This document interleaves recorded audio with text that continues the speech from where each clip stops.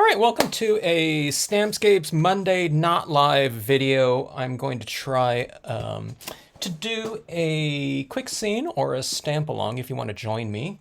I'm going to be using the covered bridge, the larger one, out of this set here. It also comes individual. But we'll do this and we'll add a little fence in here. I've done this type of composition before, but maybe not on this cloud. Print. This is a 4x6 print, and I'm going with kind of one of my more grayscale images, okay, because I figured that would look better down here in the roadway, okay, the little dirt road that's going to be down here, instead of having kind of like cloud textures down in that section. You could do that and it wouldn't look bad, but I thought this one would look a little bit better to do it on this. Okay, so we're going to take this one really quite simple here, okay? I'm going to go with some dye-based ink impressions for all of my impressions here. And I'm not going to do much coloring on here, okay? I usually do some other tones inherently in the impression using my Marvy markers, you know, to get a lot of color going in there first, because that's the way the stamp has been designed. But let's just go with a dark brown here, okay? And we'll see how this goes. I'm hoping my dark brown here is inked up enough. It looks a little bit dry. Let's see how this goes here. Let me do a test impression just to make sure that I'm going to get enough. Yeah, it looks pretty good. Brown will be kind of, I'm going to call it a sepia looking print or something like that, but it'll give us a nice base for some other fall tones that we can color onto this impression and photo. And you know, it won't be going quite as far as like a black or something like that. You could do it in black if you want to. Let's see how this goes here though. Okay, I'm stamping this a little bit higher up because I want to have some road and some fence down here, okay? So let's go about like so. I'm going to have those trees going right off the top of the card by a little bit, okay? You don't have to measure it off or anything like that. If you're off by, you know, a quarter inch or something like that, that's fine. If you're going to try to replicate what I'm doing here, okay? Get a good impression. Photo paper takes impressions very well. Dye-based ink impressions, it grabs the ink very nicely, and you get really fantastic impressions. And that photo paper often dries even faster than, you know, like a glossy cardstock or something like that, okay? But you get the benefit of having it glossy, okay? You can get photo prints. I mean, of course, you can get it in satin, matte, or glossy. Glossy is kind of the standard in photos. You know, when you get your prints made, usually you have to designate if you want something in like a matte or something like that. Yeah, it's like when I'm getting postcards made too. All right, this is the sedge filler that comes with this set as well. Now we're going to fill in here. Now, do you see how this road is kind of wrapping around this way? Man, we all have that texture going on in here. If you haven't used this stamp before, then maybe it's a little bit confusing. But this road wraps around this way, okay? So I'm just continuing my road out like that, okay? And this is the road right here. It's a dirt road, and this is where this ends right here too. So you take your sedge filler and you just fill in like that. There's no masking or anything like that needed. Now we have all this area to fill in as well, okay? So what I'm going to do is I'm going to add this right in here, and that carries this image out this way, the dirt. I stamped that one a little bit crooked, but it doesn't matter at all, okay? So we're going like this down here and just filling in. I'm doing kind of a center impression like that. I'm not rocking this around like this so it gets really super, you know, dark on the edges, okay? So center pressuring with kind of smaller stamps that don't have a lot of surface area, okay? It's just very delicate texture like that. Not delicate in terms of you gotta have to be careful about, you know, stamping it out. I'm just saying don't squash it down, you know, and get this big blob of an impression. Okay, now we have these trees right here in this little space in there. I mean, you can leave it like that as is, and you can have like a little character, you know, coming in from that background. But I do have these trees right here. and it's the maple tree tops, okay?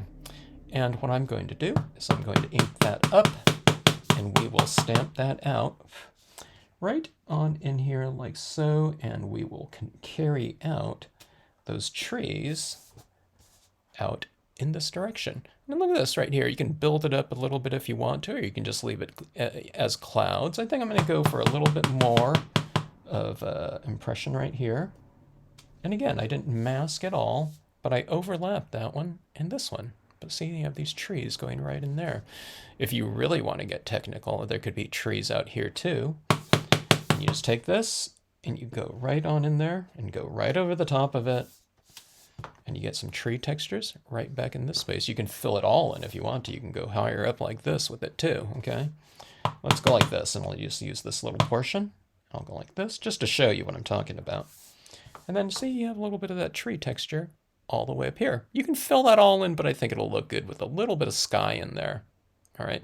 I don't know. I mean, this scene right here, I mean, we're not, you know, we've really filled in right here, so we're not really seeing very much of the sky anymore. But we do have kind of this existing texture that gives us a little bit of a head start, or a big head start in terms of the coloring process. Okay, now just for a little bit more added texture, I'm going to go with these rocks right here.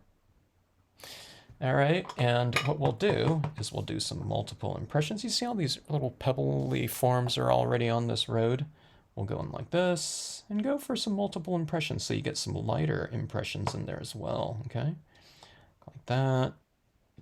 I don't know, 2 or 3 impressions maybe. Then you get something that looks like that. So it's a little bit more textured and just filled in. You can do all kinds of other things too. You know, there's this little winter brush right here. It doesn't have to be winter, but it's just this little twig type of thing. And if you want to have some extra twigs in here, you know, for a little bit of added texture, you can do that. Okay. Here, I'll mask this off. This is your extent of your mask. And if you just want some of those top portions like so,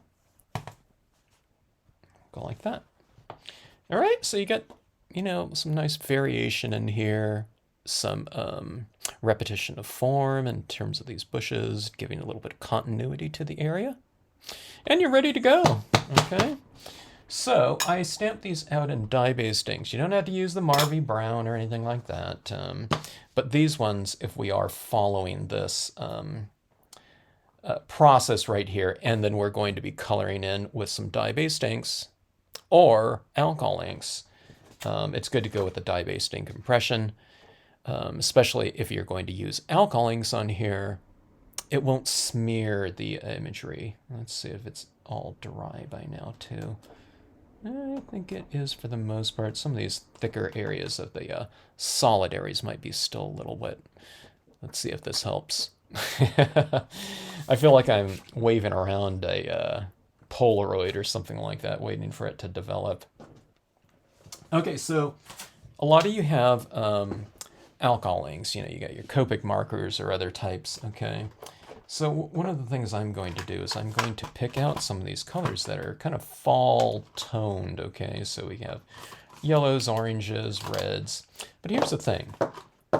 It doesn't have to be specific colors, but pick out lighter incarnations of things. So if you think about a very pale yellow going all the way to white, something like that would be, like a tan would be related, right?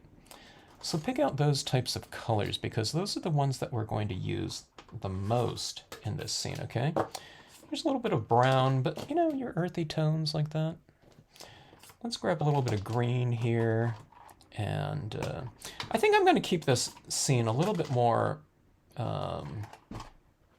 muted in terms of, I don't think I want to have too many bright colors on here because we're already kind of in a muted incarnation of this setting, I guess. You know, it looks, I don't know, it looks like a foggy day or something like that, and probably late afternoon or something like that, okay? So I'm not thinking about like bright sunlight, you know what I mean, yellows and things like that. We do have it here, but I'm going to mute it with these other colors, okay? So when we have kind of a range of tones like this, and I really recommend you grab them. See, I have these out like this too, ready to go, and they're all kind of similar color schemes, right? The tan, the light green, the orange, we're going to use those in here. I have these larger pens too. And see, they're the exact same colors. I have a video on how to choose your color schemes and working in and making things visual as opposed to kind of having things kind of theoretical, you know, or mental, you know what I mean? Where it's like, I don't know what colors to grab. Make it visual, and if it looks like, you know, there's a nice kind of harmonious blend to it, it'll blend on the paper just fine, okay? All right, so we'll start off with some of our lighter tones first, and we'll start coloring in, okay? So here's some trees back here. Here's the thing that I'm going to be doing. I'm not coloring in everything 100%, okay? So I've left some areas a little bit lighter. You can probably barely tell, but see this right here?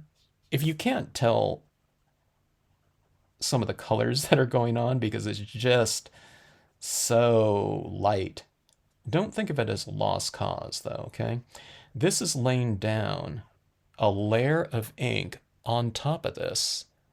And one of the things that where these inks become really easy to blend in is when you build up some inks, you know. So if you're building it up with a little bit of a light tone at first, that's a good way to start off because you'll be able to blend in your darker tones much easier by having a foundation with your lighter tones that might even be transparent in some ways, invisible.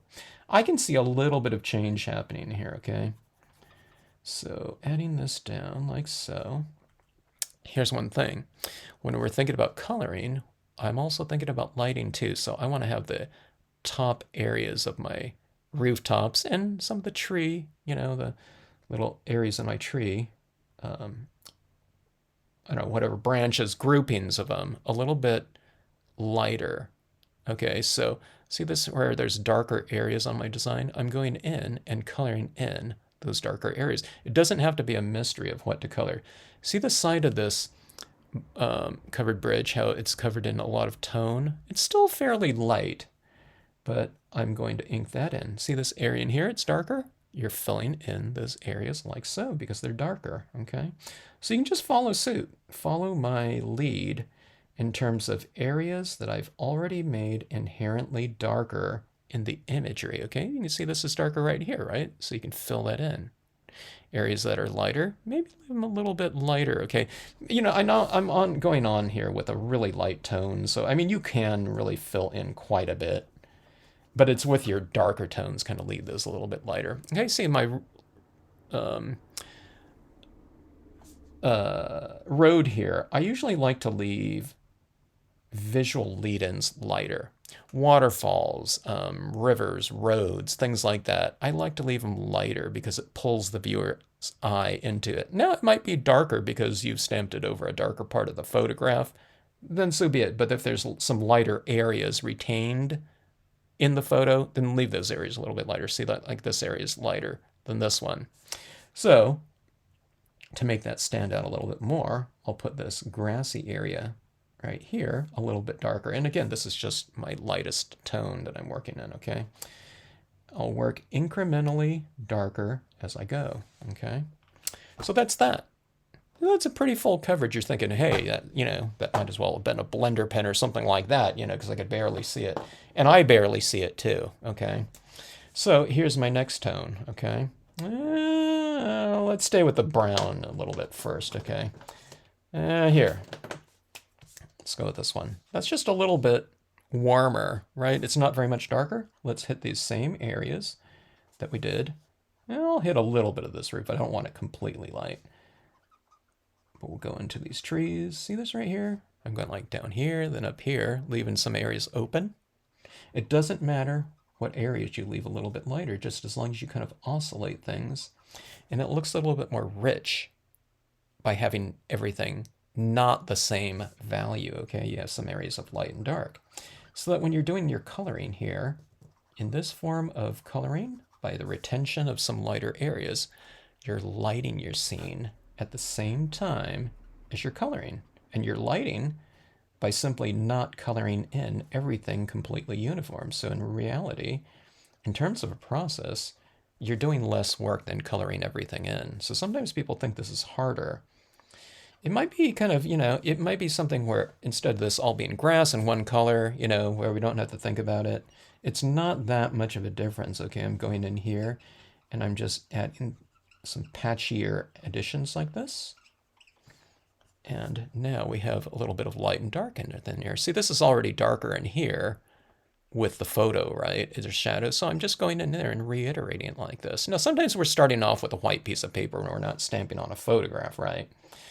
In that case, then you're inventing all of your lighting, and darks and lights and like that too. But you can also just go right in like the textures of my grass, the sedge filler, and that can be, your lighting scheme. You can just follow suit like that, okay? All right, so that is those two colors. Let's go with this one right here. This one's kind of a brownish gray. Let's see, let's maybe not color in everything on this side of this covered bridge completely uniform. Yeah, some of the little shadows coming from the trees up here, going on with a little brownish gray. I have a feeling I'll kind of go back to this brownish gray later too, after I add in some really bright tones, just to use this to kind of blend things in. Do you see how this bridge is starting to stand out a little bit more? There's variation in there, right? And see, it's happening very subtly, okay? It doesn't have to be a big jump in value from one tone to the next. If you have the colors, if you don't, go with what you have and then blend it in a little bit more, okay? If you don't have colors that you can kind of transition to very slowly, okay? But see that? Yeah, it's coming around. Here's this little texturing, like from a the wheel textures and the road and whatnot. Go in there like that. All right. Now let's start moving into some more exciting colors, okay? Well, let's do the greens first, not so exciting, okay? I'm just saying that because this green happens to be very pale, okay? So we'll get a little tinge of green into this. But again, it's fairly light, right? Look at that. It's barely any kind of commitment to green at this point in time, okay? And where are we adding this? We're kind of roughly adding it in the same areas that we just did with the other colors, okay? All right, so that's a really pale green. You can maybe just see a tiny tinge of it green in there. All right, now this one, I don't have too much. Let me see, I'm looking at my other pens here to see if I have some other greens. I have to take a pretty big jump in intensity and value. See like that one? So, well, okay, this isn't too much, I guess. It's kind of blending in with the other colors that I've already laid down. If it looks a little bit clunky, keep in mind that we're going to go back in and use our blender, or blending technique. I'm not going to use a blender pen, which you could do if you wanted to. I'm just going in here like so. And there's some green like that. It's just a few seconds of coloring. All right, let's go with the pretty bright green right here. That's probably going to stand out quite a bit, okay? Going in here like so. I'm kind of avoiding some of those rocks in there a little bit, but, I'm not being really careful at all. Okay, so that's my greens, right? It looks completely awkward, I know. So after we do that, let's go back to one of these greens and go back in and just kind of blend it in a little bit. I'm kind of going into it a little bit, covering up completely in some areas. Okay, and this blends really well on this paper. It blends better, if you hit it, soon after you lay down those colors. I mean, if it sets and kind of absorbs and evaporates, so, overnight or whatever, it might not blend in quite as easily, but right now it just blends in really easy. No problem. Let's go back and use a little of this brownish gray back into this grass as well, okay? I really like the look of browns in my grasses. I think it gives them a lot more of an earthy look, okay? You can say, well, hey, the brownish gray is already in there, but it's different if it gets covered up with the inks, and then you go back in and you kind of reiterate some of it. Some of these areas I got a little bit dark in here.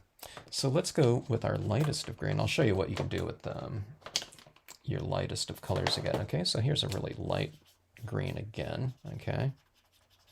And I can go in here like this and see how that's lifting off some color right there. Okay.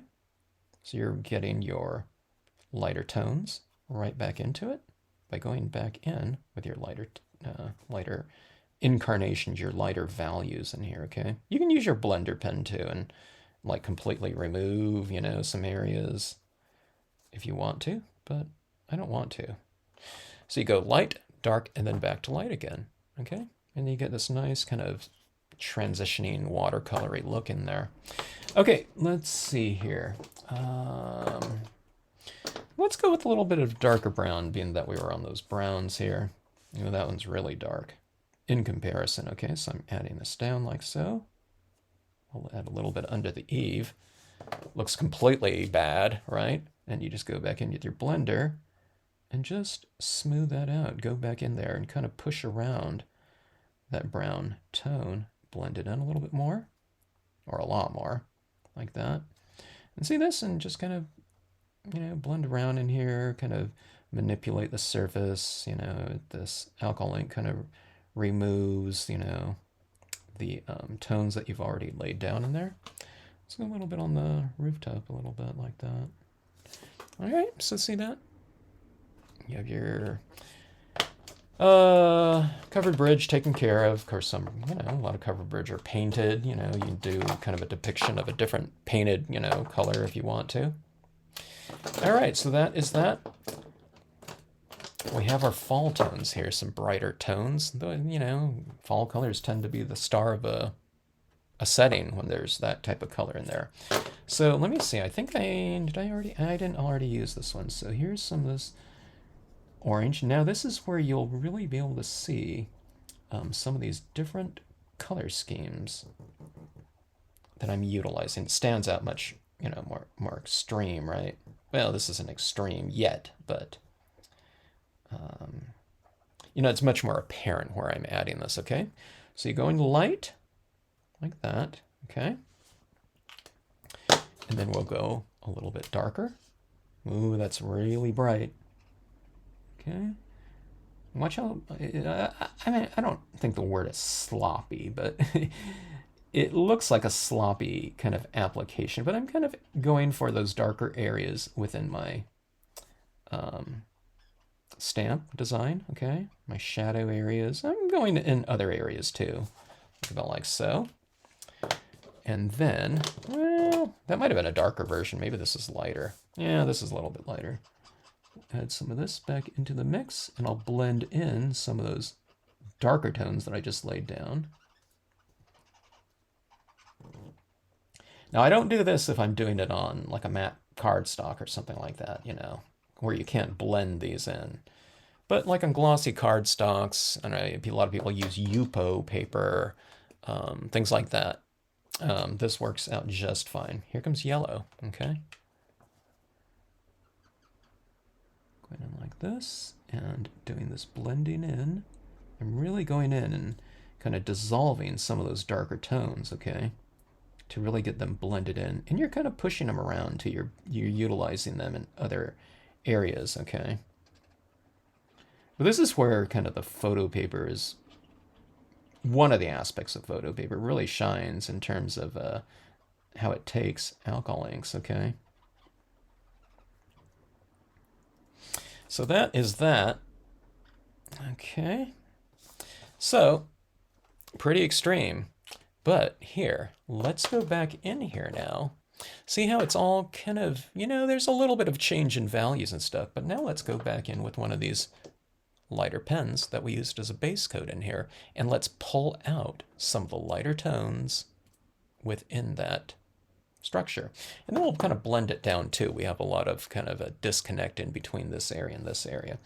So let's go in here and bring in, see I'm coming into this area up top, and then I'm bringing it down here a little bit. So I can bring in some of these orange tones in here, and I'll bring them down in this grassy area just to give a little bit more continuity, okay? Like this. Okay, now let's go and add some of the lighter areas into our trees, okay? So I'm kind of almost like I'm coloring the top areas or the lighter areas, but what I'm really doing is I'm adding some ink in here, which is dissolving some of the ink that's already been applied. And it's just kind of moving it around a touch like this. Okay, so you see that right there? See those little lighter areas like that? Now let's do that over here too, okay? So you just take your lighter tone, color it in like that, but it's kind of removing some of that ink, okay? Now some of that might be on a kind of a darker photo in the background, darker area of the photo, where it's not getting real light, okay? Let's see, there's a little bit of variation up here. Let's bring a little bit of variation in here.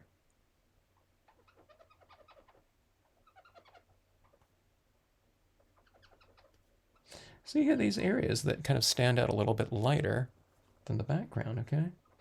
And you're also kind of blending some areas in, you know, that got a little bit clunky. That's the thing, you can add, you can subtract, and then if you want to, you can go back in and add more in. Okay, now I have a little bit of this orangish tone on here. Like I said, let's bring this down here. Let's bring some into the road a little bit.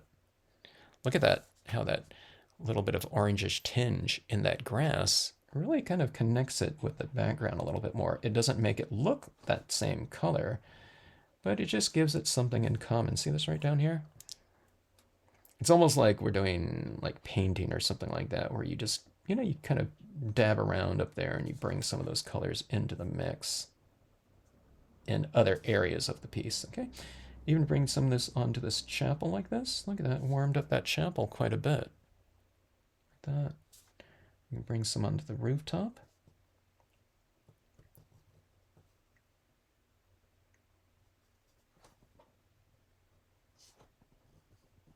How about down here on the road, okay? It's kind of warming it up a little bit. Not that I want it, you know, orangish or anything like that. But I think that looks pretty good now. All right. I'll try to pull some more ink off in these areas just to vary it a touch more. We're going to use our pens though. So, you know, our paint markers. So that should add to the mix. But our alcohol inks serve their purpose, okay? You know, I happen to have a couple sets, so you don't have to use that many. You know, if you don't have them, you don't have to use them at all. Okay, you can go and start with your pens, okay? Okay, now with these pens, what I'm going to do is I tend to work from darker tones to lighter tones, okay? No, I'm not working super dark with these either. I kind of go with the lighter ones, but I'm going with the darker one first. And we're going to add in some nice light tones into the mix, or, you know, kind of medium tones, and then we'll add on our lighter tones after. Now, where do you do this, though? Well, I do it kind of in the lighter areas. You can go down into some of those darker areas if you want to. But this is something that I really like adding in. It gives the pieces a lot of shimmer. These pens didn't exist, you know, acrylic paint pens.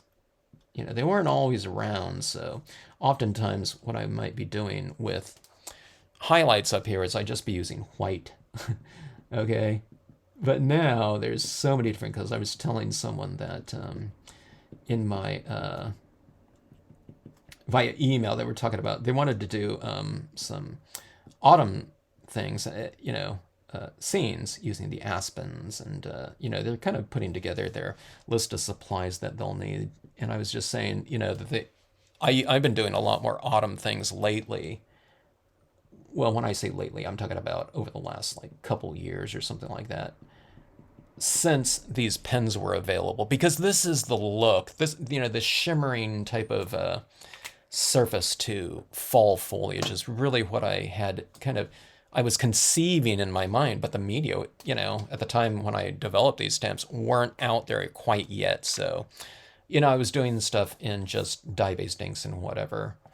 But these pens really make these things shimmer. Look at those leaves in the background. That's just using orange. I mean, you can just stop right there if you want to. But here's yellow. Okay, now yellow is a lighter tone, so I'm going to be using it in these lighter areas, okay? And just put a few dots in each area. Don't kind of go crazy with it. Put a few little things like this in different areas, in your lighter areas. I mean, if you hit some in the darker areas, it's not going to matter. I'm just saying in general, okay? Kind of give it an overall kind of texture. Now that's really standing out in there, isn't it?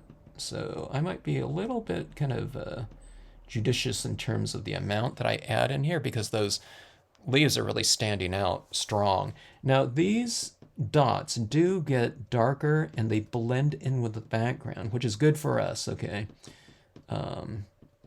Because it does give a little bit more, I don't know, I guess color harmony, value harmony, etc.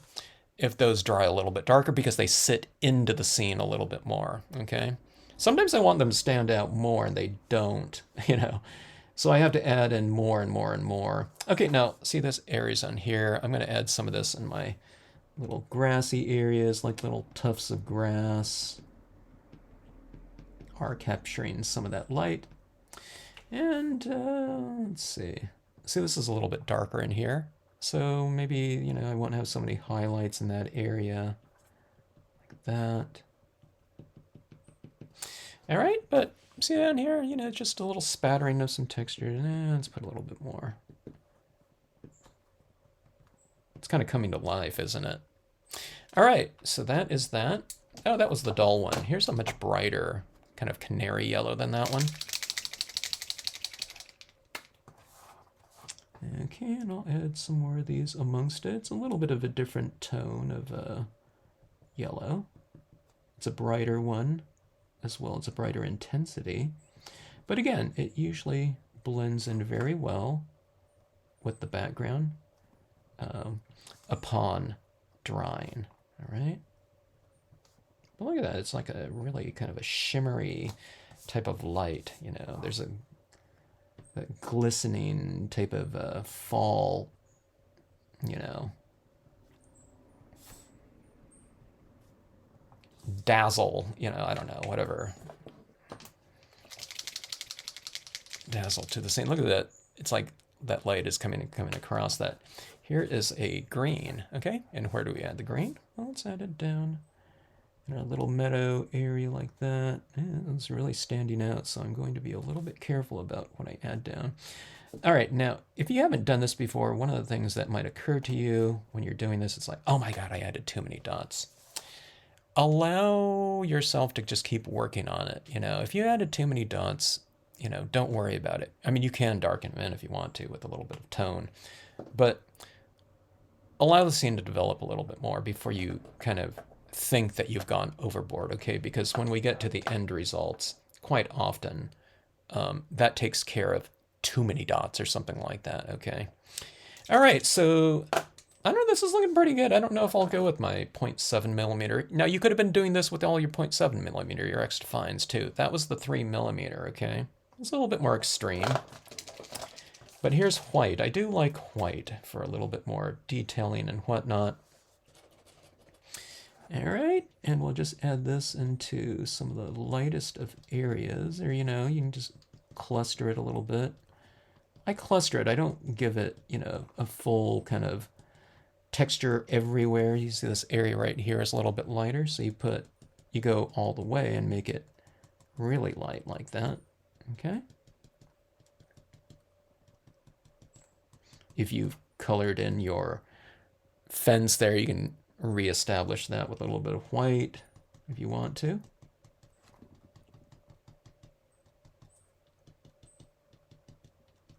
Really coming to life though, isn't it?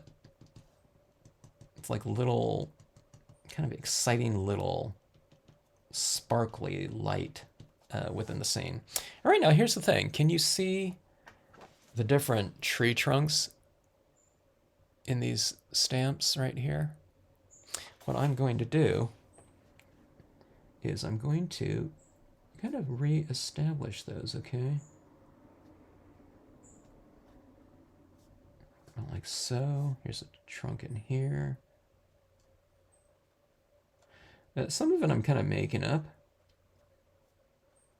I'm just kind of putting something there that, I don't know, maybe doesn't exist in the design, but it just kind of fills things out quite a bit.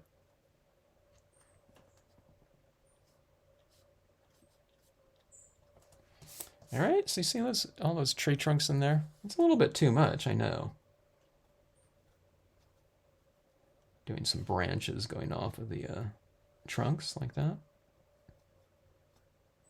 All right, so what I'm going to do now is we'll just go back in. Let's go with yellow. And then what you do is you break up some of these areas a little bit with some additional foliage, okay? That's in front of the branches and trunks, okay? So it gives it a little bit more dimension, or a lot more dimension that way. All right, so we're almost done here. It's not too bad in terms of time. All right, get that nice kind of autumn shimmer. Now, here's something that I'm going to do. You don't have to do, but I have these fences here, and I really like the looks of these fences kind of coming into the scene.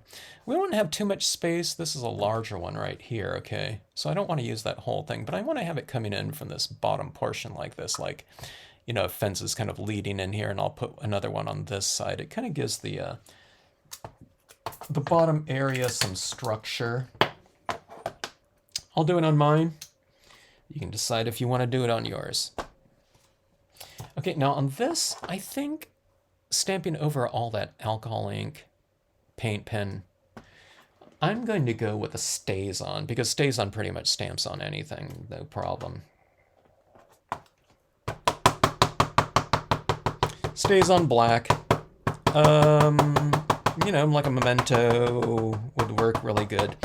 I wouldn't use kind of a regular black pigment ink. I'm not sure if it would dry on here, like an oil-based pigment ink. Although, I don't know, the VersaFine Clair sometimes works pretty good where I don't think it would, but I have used some VersaFine Clair one time on just regular photo paper, like the, oops, sorry.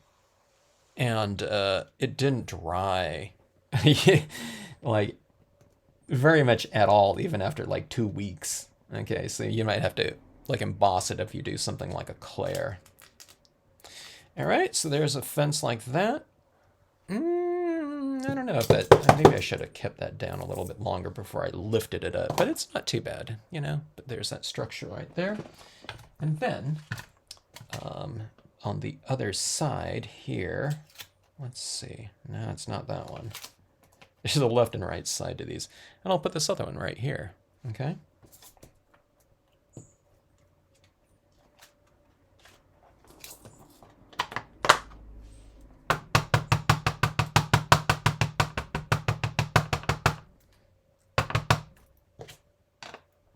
Okay, and I'll just add this right on the other side of the road. Like so.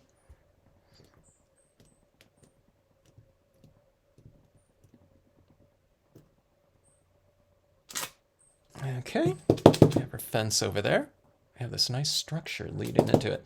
And that StazOn didn't stamp really super dark, okay, but not too bad. If you need to fill it in, you know, just fill it in with a little bit of a Sharpie marker or something like that, which I do at times. Maybe I'll do it. I always keep my trusty Sharpie marker like that. So there, here, I'm just going to fill that area in a little bit, like so, okay. See, I'm stamping over a lot of different media with these foreground elements, so I'm never quite sure what it's going to stick to and what it won't. But that's done like that, no problem. Let's go with a little bit of a foreground element right here in the form of these leaves, okay? This is foreground right here, but let's give this a little bit of framing. You know, I'll put a little bit of a, you know, tree branch coming in the side, like so. You know, you can do it in color too if you want to, but I'll just go with black right here. Just a little bit like that coming into the scene. it just gives it a little bit more depth, like about like that, about like so.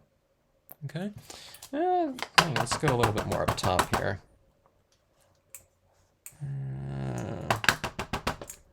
I don't want to cover up too much of that sky because I have so little of it, so I'll just go like this.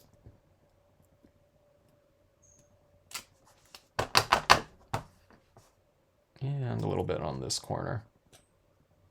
Might not even be very visible there. There is that right there. Now, if you want to, the kind of the final touches or the frosting on top of the frosting. Okay, I consider the colors in the background. Oh, look at those paint pens in there. How much that looks like a warm light is kind of coming into the scene. But you take your cotton ball like this, 100% cotton ball. You go with your white pigment ink, okay? And you ink it up like that. It's going to be kind of frayed. Now I'm using the one that I used from yesterday, so it's not all frayed. But then you kind of work it around like that, okay, and get it nice and flat. You don't want a big slathering of ink on here, okay? Everyone that does this for the first time uses way too much ink, or they tap, or they have the right amount of ink, and they start tapping like this. I'm adding it in the lighter areas where light meets dark, okay? And what they do is sometimes they just, oh, I just re-inked my pad, so I need to be careful here too, myself. But see, you want to just gently do this. Imagine yourself imagine you're like applying this ink to your grandchild or something like that, or kid. And they are like 1.5 years old. You probably wouldn't be doing that for Halloween, like makeup, but imagine that, or just imagine you're putting some kind of little sunblock or something like that on like an infant's face. Okay, so that's the pressure you want to use. You don't want to go like, and church it out. But look at that tone going across there. And let's put a little bit up here like this. Oh, I just thought of something too. I forgot about this. So see that? Look at that fog back in there. Doesn't that look beautiful? And just finish it off really nicely. I forgot about this. In my water, I was thinking, I want a little bit of water down there. Like just some blue tones like right in here. So let's go with this little bit of blue, like about like so. Look at this. This is like, you can't even see it. But remember, it's adding down a little bit of a foundation color, okay? It's not, well, it's like a foundation coating, I guess even more so.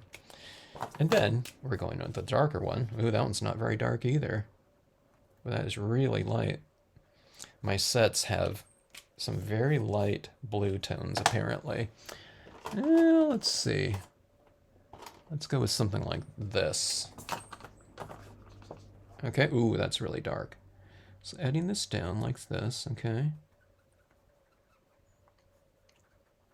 See, leaving some areas open, right? You have areas of light and dark, and then blending in with your lighter tone again. Just going back in, like so. And then we have our blue tones down there, okay? So a little bit of water. I don't know, maybe it needs to be a little bit brighter, huh? Let's go for it. Let's not be chicken.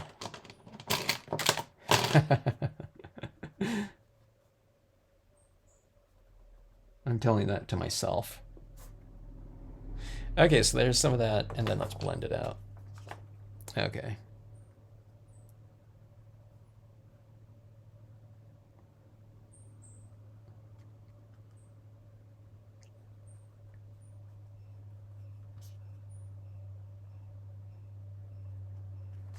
All right. Now, let's add a little bit. See, there's these rocks down in here. I'm going to put some illumination on top of them. Like this. And some of them might just be a little dot of white. But then you can bring in your kind of a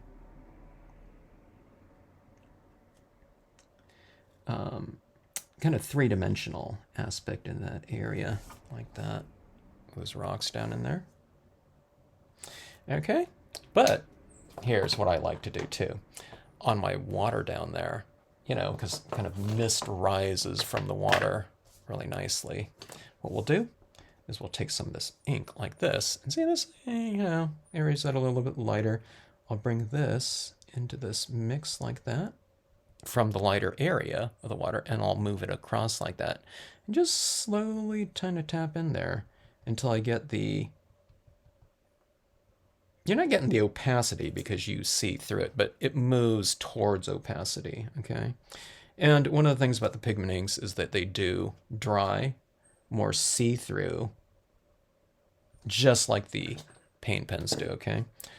So we'll fill this in like so, and just build it up. Don't get exactly what you want in just one pass. Let it dry a little bit and then see how it looks. But look how great that looks now with that fog and mist in there. So I haven't even have it coming into the covered bridge, and look at this lighting coming over the top of those trees now too.